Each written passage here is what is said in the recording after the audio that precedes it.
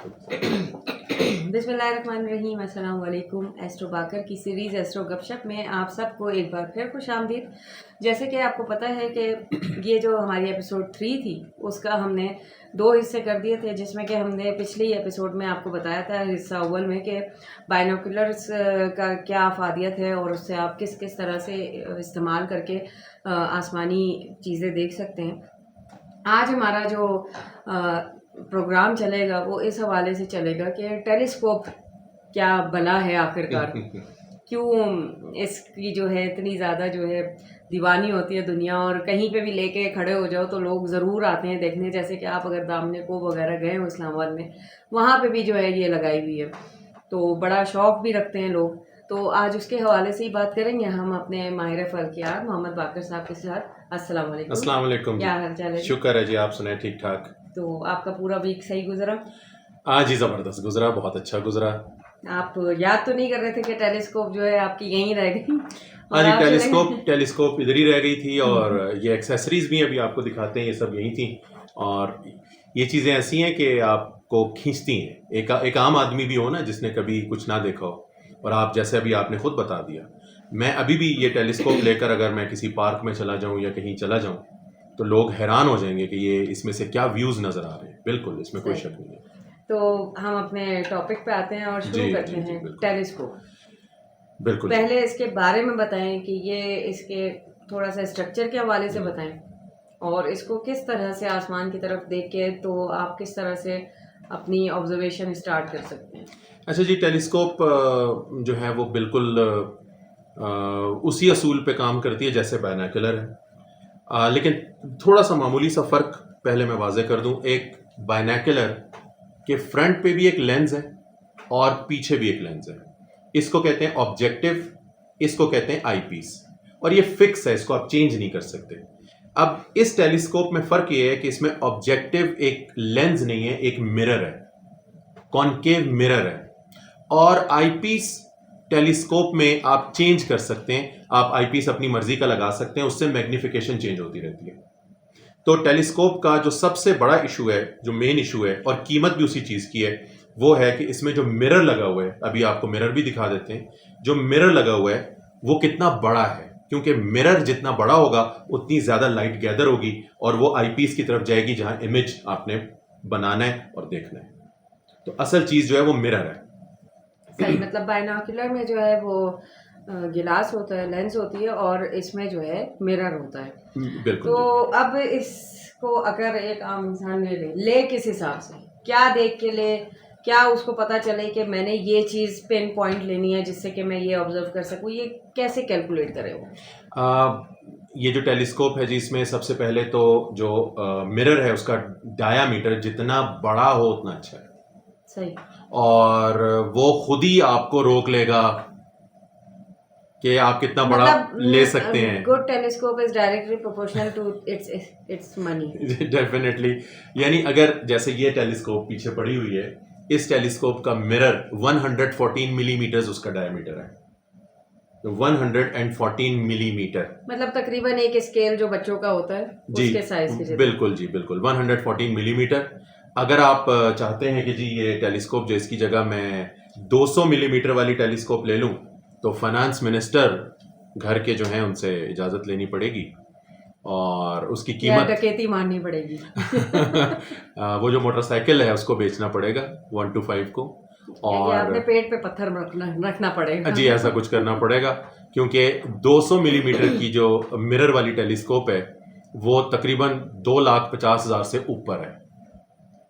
3 लाख इस तरह की उसकी कीमत है। मतलब ये कहें फल्कियात भी आप अगर शौक रखते हैं तो शौक के साथ थोड़ा ये भी रखना होगा। नहीं, वो तो कोई भी फील्ड ऐसी नहीं है कि जिसके अंदर आप को पैसा इन्वॉल्व ना हो। हाँ, एक ऐसी चीज़ है जिसमें पैसा इन्वॉल्व नहीं है, वो है कुछ ना करना।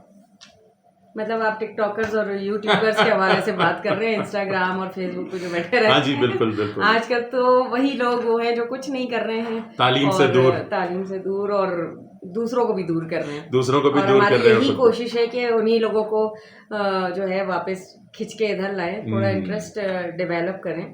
तो अब हम टेलीस्कोप की तरफ आएंगे जी जी या आप बिल्कुल। इसकी एक्सेसरीज के हवाले से पहले बात करेंगे? पहले टेलीस्कोप का मेन मिरर आपको दिखाते हैं और फिर एक्सेसरीज दिखाते हैं। चाहिए।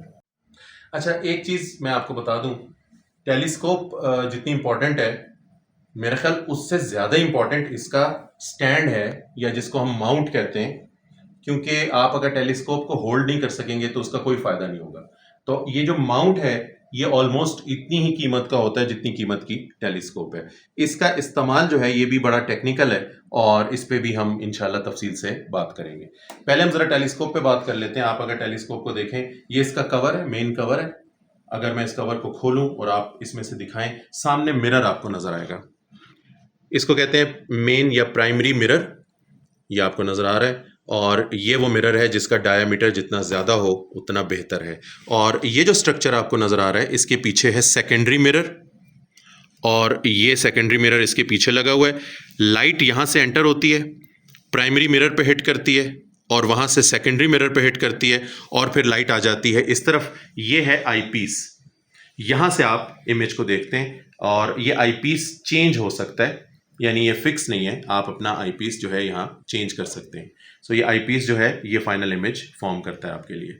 और ये एक छोटी टेलीस्कोप इसके साथ लगी होती है, क्योंकि जितनी टेलीस्कोप की मैग्नीफिकेशन कम होती है उसका फील्ड ऑफ व्यू ज़्यादा होता है। एक और बात आपको बताऊं कि ये टेलीस्कोप जो है, ये नॉर्मली जब आप इससे ऑब्जर्व करते हैं तो ये बिल्कुल वैसे ही है कि जैसे आप एक कार्डबोर्ड में 1 सेंटीमीटर का होल बनाएं और उसको आर्म लेंथ पे पकड़ लें, तो जितना उसमें से छोटा सा इलाका नजर आएगा उतने इलाके को ये कवर करती है। So it is very difficult to aim this telescope. Binocular से ज़्यादा मुश्किल है इसको एम करना, क्योंकि बहुत कम एरिया को कवर करती है। अच्छा जी, वो जो ट्रैकिंग जिसको हम कहते हैं, उसके लिए ये जो स्टैंड है, सबसे पहले इसको इस तरीके से रखना होता है कि ये जो स्ट्रक्चर आपको नज़र आ रहा है ये नॉर्थ की तरफ होना चाहिए, एग्जैक्ट नॉर्थ की तरफ होना चाहिए।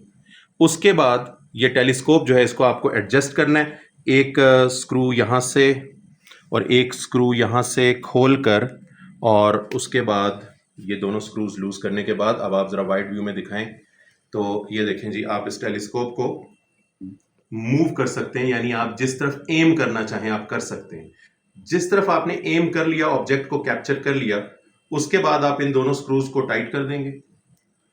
ठीक है, एक ये स्क्रू जी, है और एक ये वाला स्क्रू है, एक ये वाला स्क्रू है। इनको आप टाइट कर देंगे, और अब आप ज़रा दिखाएंगे हमारे व्यूअर्स को यहाँ से। अब टेलीस्कोप फिक्स हो गई है, और अब अगर आपका जो ऑब्जेक्ट यहाँ से आप देख सकते थे वो व्यू से निकल गया है, तो आपने कुछ नहीं करना, इस नॉब को सिर्फ घुमाना है, और आप देखेंगे कि टेलीस्कोप मूव कर, अब देख रहे हैं टेलीस्कोप मूव कर रही है। ये देखें जी, ये टेलीस्कोप मूव करती चली जाएगी, ये देखें। और ये टेलीस्कोप सिर्फ और सिर्फ अर्थ की रोटेशन के साथ साथ उस ऑब्जेक्ट को ट्रैक करेगी। यानी अब आपने और कुछ नहीं करना, सिर्फ जैसे जैसे ऑब्जेक्ट आगे बढ़े आपने इस नॉब को घुमाते जाना है। देखें टेलीस्कोप मूव कर रही है, और ये खुद ही उसको ट्रैक करती रहेगी, और इसकी जगह मोटर भी फिट हो जाती है, ये ऑटोमेटिक ट्रैकिंग भी करती है। तो इस तरीके से ये ऑब्जेक्ट आप बहुत देर तक ऑब्जर्व कर सकते हैं इसके अंदर। अच्छा, आपने अभी बताया टेलीस्कोप में जो आई पीस है वो चेंज हो सकती है, तो उसके चेंजेस से हमें क्या फ़ायदे हो सकते हैं? अच्छा, आई पीस जो है उसको जब आप चेंज करते हैं टेलीस्कोप में, तो उससे आपको 2 चेंजेस मिलती हैं, और वो 2 चेंजेस कौन सी होती हैं? अब ये देखें जी, मैं कुछ आई पीसेस आपको दिखा रहा हूँ। जैसे कि ये आई पीस है, आप देखें यहाँ पर एक नंबर लिखा हुआ है, ये है इस आई पीस की फोकल लेंथ। ये नंबर जितना बड़ा होगा उतनी टेलीस्कोप आपको कम जूम करके दिखाएगी, या उसकी मैग्नीफिकेशन उतनी कम होगी। ये नंबर जितना बड़ा होगा उतनी उसकी मैग्नीफिकेशन कम होगी, और जितनी मैग्नीफिकेशन कम होगी वो वाइडर एरिया कवर करेगी। सो अगर आप वाइड एरिया कवर करना चाहते हैं तो लार्जर फोकल लेंथ का आईपीस इस्तेमाल करेंगे, लेकिन उसमें जूमिंग या मैग्नीफिकेशन कम होगी। और इसकी निस्बत, जैसे ये दूसरा आईपीस मेरे पास है, इसमें 25 लिखा हुआ था, 25 मिलीमीटर इसके फोकल लेंथ की वैल्यू है। ये वाला आईपीस जो है, इस पे आप देख सकते हैं, इस पे 10 लिखा हुआ है। तो 10 से क्या होगा, मैग्नीफिकेशन बढ़ जाएगी, जूमिंग बढ़ जाएगी, लेकिन फील्ड ऑफ व्यू जितना एरिया वो कवर करेगी वो कम हो जाएगा। तो लिहाजा अब आपने ये डिसाइड करना है कि आपने किसी चीज को वाइड देखना है, कम मैग्नीफिकेशन पे देखना है, या आपने नैरो और ज़्यादा मैग्निफिकेशन पे देखना है। ये जैसे कि एक और आईपीस है, और इस आईपीस के डब्बे पे ही बाहर देखें क्या लिखा हुआ है, 4 मिलीमीटर। तो इसकी मैग्निफिकेशन जब आप ये टेलीस्कोप के साथ इस्तेमाल करेंगे तो इसकी मैग्निफिकेशन टेलीस्कोप की बहुत ज़्यादा और उसका फील्ड ऑफ व्यू बहुत कम हो जाएगा। और आप देख सकते हैं कि कितनी हिफाजत से इन चीज़ों को रखना पड़ता है, क्योंकि ग्लास है तो ख़राब ना हो जाए। बाकी जो आई पीसेज हैं उनकी शक्ल ऑलमोस्ट एक जैसी होती है ताकि उसके अंदर ये फिट आ सके। So that is the idea. ये देखें 4 mm लिखा हुआ है, यानी इससे जब मैं देखूंगा तो मैग्निफिकेशन बहुत ज़्यादा होगी लेकिन फील्ड ऑफ व्यू बहुत कम हो जाएगा। तो ये हम आपको करीब से भी दिखा देते हैं जो अभी इन्होंने बताया है जी। ये 25 mm है, ये 10 mm है जी आई पीस, एंड दिस इज़ 4 तो मिलीमीटर। जितना ये कम होगा 4 मिलीमीटर से मैग्निफिकेशन उतनी ज़्यादा होगी लेकिन ठीक है। फील्ड ऑफ व्यू कम होगा। फील्ड ऑफ व्यू कम होगा जी। मतलब वो डायमीटर कम हो जाएगा उसका, जो एरिया वो कवर करेगा वो कम हो जाएगा। सही। जी हाँ, ये टेलीस्कोप। है। जी हाँ। और ये आई पीसेज जो हैं जी इनकी अपनी प्राइसेस बहुत ज़्यादा होती हैं। 3000 से शुरू होकर एक आई पीस जो है क्वालिटी पर डिपेंड करता है। 12 15 हज़ार, 20 25 हज़ार तक सिर्फ ये आई पीसेज होते हैं। हर किसी की प्राइस डिफरेंट है जी। तो ये इस प्राइस रेंज में ये आपको मिल जाते हैं। सही। तो इसके अलावा और क्या क्या एक्सेसरीज हैं, क्योंकि बात यही है कि जितना गुड़ डालो उतना मीठा। तो आप जैसे कि मैं देख रही हूँ कोई मोबाइल होल्डर भी है आपका। जी हाँ, ये एक मोबाइल होल्डर जो है ये बड़ी ज़बरदस्त चीज़ है। मोबाइल होल्डर के साथ आई पीस लग जाता है। बेसिकली ये इस तरीके से हम आई पीस इसके साथ लगा देते हैं और इसके साथ फिर सेल फोन लग जाएगा।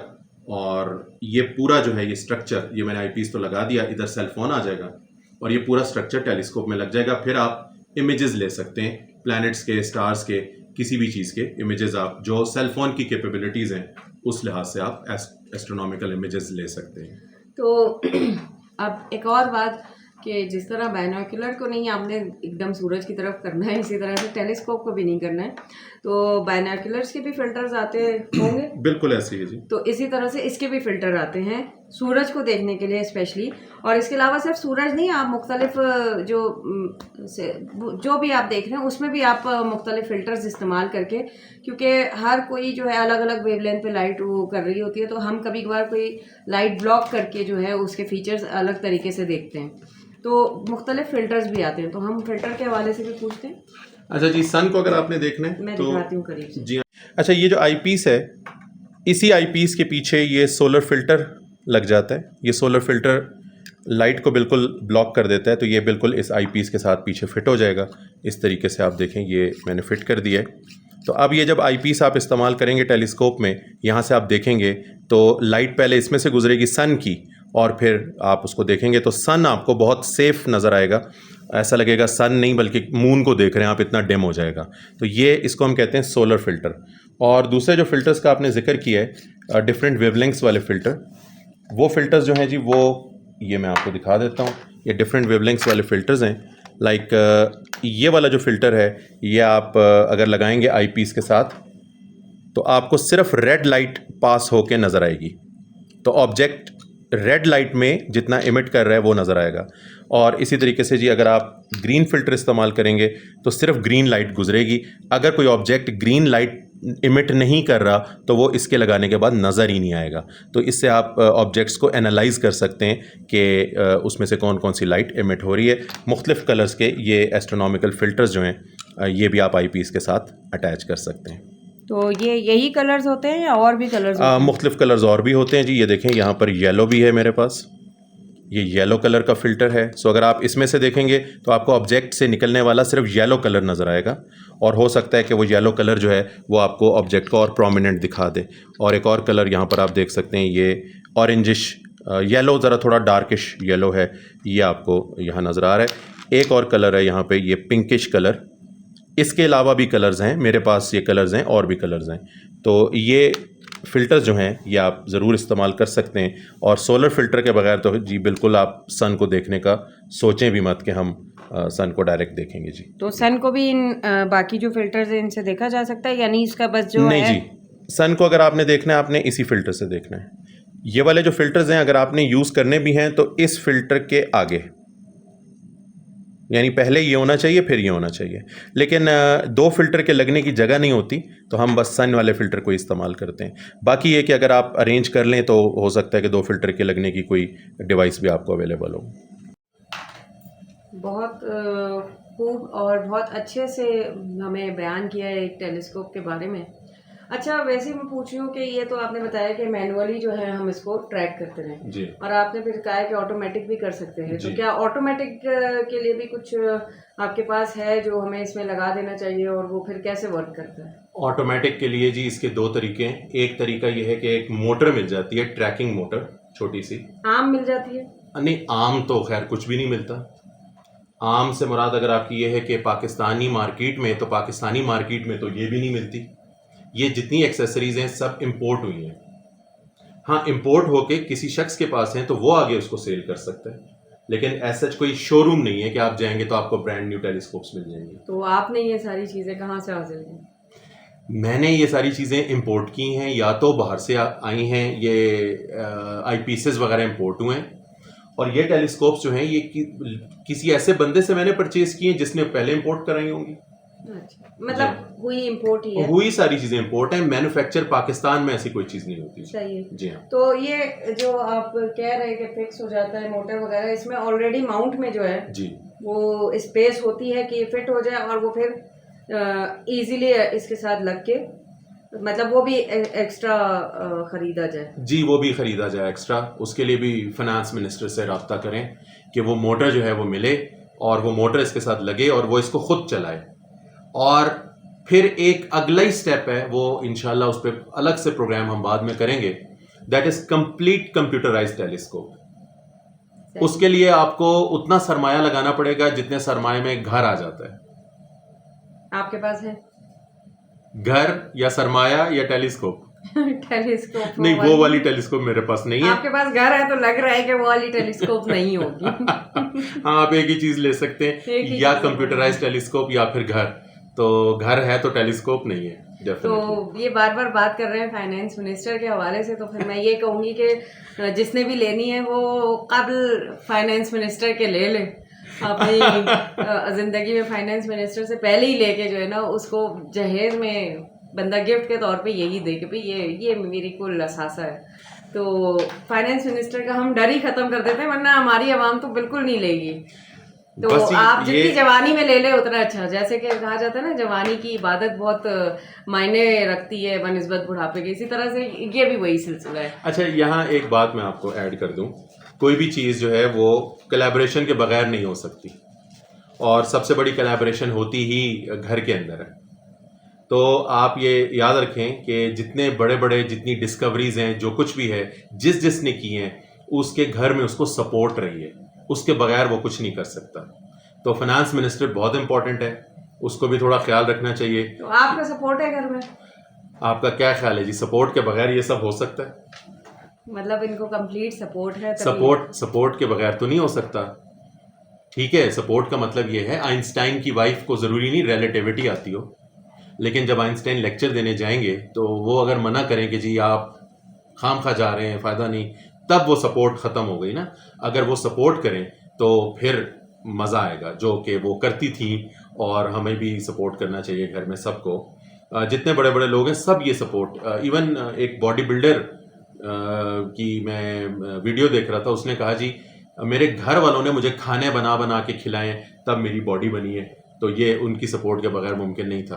तो ये सारी चीज़ें घर की सपोर्ट से चलती हैं जी। फाइनेंस मिनिस्टर जिंदाबाद। चलिए जी, हम दुआ करेंगे कि आपके जैसे फाइनेंस मिनिस्टर जो है सबको मिल जाए, और इस दुआ पे हम आज का अपना ये प्रोग्राम जो है इख्तिताम करते हैं इसको, और आपका बहुत शुक्रिया अदा करते हैं। आखिर में अगर आप कुछ ऐड करना चाहें तो कर दें। बहुत शुक्रिया जी, thank you very much. Astronomy एक ऐसी फील्ड है कि बस ये आखिरी जुमला है, मेरा ख्याल है जी, काफ़ी बात लंबी हो गई। एस्ट्रोनॉमी एक ऐसी फील्ड है कि जिसके बगैर कुछ अरसे पहले तक कोई शख्स आलिम नहीं कहलाता था। आप अगर डॉक्टर भी हैं, आप अगर किसी भी चीज़ के माहिर हैं, तो आलिम कहलवाने के लिए प्लस एस्ट्रोनॉमी होनी चाहिए थी। और आज एक ऐसा दिन आ गया, ऐसा वक्त आ गया कि हम लोगों को ये बताते हैं कि जी चांद भी है और सूरज भी है और सितारे भी हैं, तो लोग इतने ज़्यादा इस चीज़ से हटते चले जा रहे हैं। बराए मेहरबानी जी इस तरफ ज़रूर आएँ, और इसका फ़ायदा ये है कि इससे आपका व्यू क्लियर होता है, आपका दिमाग खुलता है, आप अल्लाह ताला के करीब पहुंचते हैं। तो ये ज़रूर करें। हर चीज़ के बारे में ये नहीं सोचना चाहिए कि अभी मैं टेलीस्कोप में आईपीस लगाऊंगा तो मेरे पास पैसे कितने आ जाएंगे, ये नहीं सोचना चाहिए। कुछ चीज़ें इनडायरेक्ट भी असरअंदाज होती हैं आपके ऊपर, तो सोचो विचार ज़रूर करनी चाहिए। एस्ट्रोनॉमी के बारे में ये लाजमी, ये बिल्कुल। आखिरी सेंटेंस था मेरा। हर चीज़ का जो है तोल पैसा नहीं होता, जी हाँ, कुछ चीज़ें अनमोल होती हैं। तो उसको आप जो है उसको उसकी कैटेगरी में रखें, इसको इस एक फील्ड के तौर पे नहीं लें। ये आप कुरान आप इसलिए नहीं पढ़ते हैं कि आप जाके जो है लोगों के घरों में पढ़ाना शुरू कर दें। जी ये इल्म है, और इल्म हासिल करना जो है फ़र्ज़ भी है किसी भी हवाले से। हमें कोई एक तो चीज़ कही नहीं है कि डॉक्टरी ही पढ़नी है जी, या इंजीनियरिंग ही पढ़नी है। बिल्कुल। तो इल्म हासिल करना है, और कहा यहाँ तक गया है कि इल्म हासिल करो माँ की गोद से कब्र तक। तो वो इल्म फिर सारी चीज़ों का इल्म है। तो ये भी एक इल्म है, इसको आप हासिल करें, और आगे भी जितना हो सके लोगों से कहें कि देखें, सीखें, लाइक करें ना करें लेकिन शेयर कर दें आगे, ताकि इल्म की रोशनी फैलती जाए। यही हमारी काविश है। तो अब मैं आपका बहुत शुक्रिया अदा करूँगी। बहुत आपसे शुक्रिया जी, फिर थैंक यू। अगले एस्ट्रो गपशप में किसी और हवाले से बातचीत करेंगे। इंशाल्लाह जी। तो फिर मुलाकात होती है आप लोग से। तब तक के लिए हमें इजाज़त दीजिए। अपना ख्याल रखिएगा। अल्लाह हाफिज़। अल्लाह हाफिज़ जी, बहुत शुक्रिया, थैंक यू।